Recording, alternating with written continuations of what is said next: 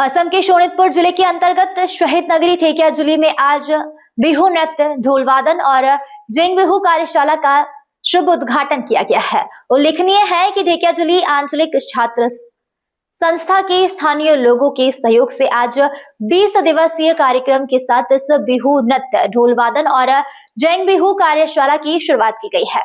आज उत्साहपूर्ण वातावरण के बीच इस कार्यशाला का शुभ उद्घाटन किया गया है।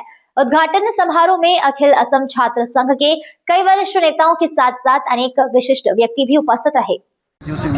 আমি ঢেকিয়াজুলি আঞ্চলিক ছাত্ৰ সন্থাই আমাক ক্ষুদ্ৰতম বয়স যাতে নতুন প্ৰজন্মই যাতে বিহুটো শুদ্ধ ৰূপত শুদ্ধ ভংগী মাৰে, নৱপ্ৰজন্মই যাতে নৱপ্ৰজন্মৰ মাজত যাতে সমাদৃত হয়, বিহুটো যাতে ৰাইজৰ মাজত সকলোৰে মাজত সমাদৃত হয় আৰু অসমীয়া বৰঘৰ চহকী কৰা এই বিহু যাতে শুদ্ধ ৰূপত সকলোৱে প্ৰশিক্ষণ শিকিব পাৰে, আমি সেয়েহে এই প্ৰচেষ্টা আমাৰ ঢেকিয়াজুলি আঞ্চলিক ছাত্ৰ সন্থাৰ প্ৰচেষ্টা।